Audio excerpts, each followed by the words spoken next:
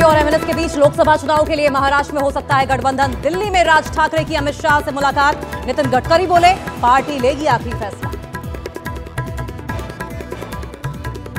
देखिए, इसका निर्णय पार्टी करेगी। आपका मन क्या है? नहीं, मेरा कोई व्यक्तिगत मन नहीं होता। पार्टी के पदाधिकारी, पार्टी के अध्यक्ष और पार्लियामेंट्री बोर्ड, प्रधानमंत्री जो निर्णय करेंगे। पशुपति पारस का केंद्रीय मंत्री पद से इस्तीफा। दिल्ली में ऐलान करते हुए बिहार में एनडीए के सीट बंटवारे पर जताई नाराजगी। और व्यक्तिगत रूप से हमारे साथ नाइंसाफी हुई, इसलिए मैं भारत सरकार के कैबिनेट मंत्री से मैं त्याग पत्र देता हूं। शराब घोटाले में ईडी के बार-बार समन्स के बावजूद पेश न होने पर बीजेपी का केजरीवाल पर बड़ा हमला। कहा, दिन रात प्रेस कॉन्फ्रेंस करने वाले ईडी के सामने नहीं हो रहे हैं पेश। आप जान के आश्चर्यचकित हो जाएंगे, 9 समन 18 बहाने। राइजिंग भारत के मंच पर पीएम मोदी के साथ देश विदेश के सबसे बड़े चेहरे। केंद्रीय मंत्री अश्विनी वैष्णव ने पिछले सरकारों पर रेलवे की अनदेखी का आरोप लगाते हुए पीएम मोदी के विकसित भारत की नींव रखने वाला बताया।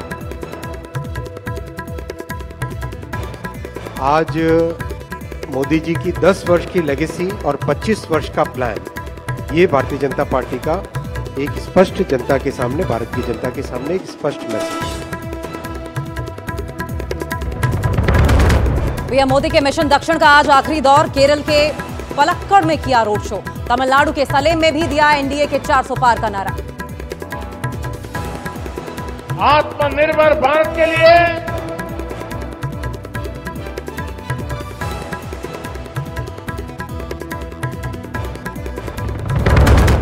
हेमंत सोरेन की भाभी सीता सोरेन बीजेपी में हुई शामिल। दिल्ली बीजेपी दफ्तर में ली पार्टी की सदस्यता। आज ही जेएमएम और विधायक पद से दिया था इस्तीफा।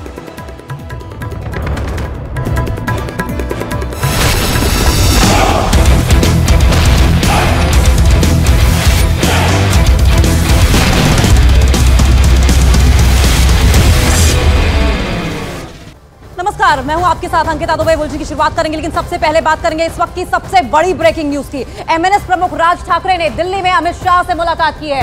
अमित शाह के आवास पर करीब आधे घंटे तक की मुलाकात चली।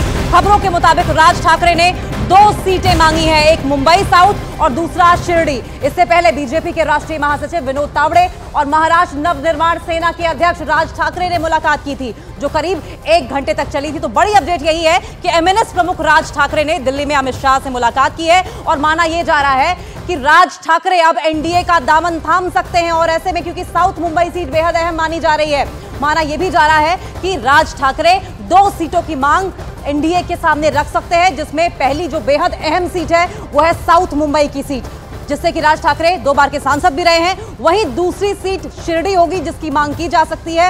इससे पहले बीजेपी के राष्ट्रीय महासचिव विनोद तावड़े और महाराष्ट्र नवनिर्माण सेना के अध्यक्ष राज ठाकरे ने मुलाकात की थी। तो इसे उद्धव ठाकरे के तोड़ के तौर पर माना जा रहा है। और कल जिस तरीके से रैली हुई थी शिवाजी पार्क में, उस रैली के बाद से बीजेपी को अपनी स्ट्रेटेजी में बदलाव की जरूरत महसूस होती।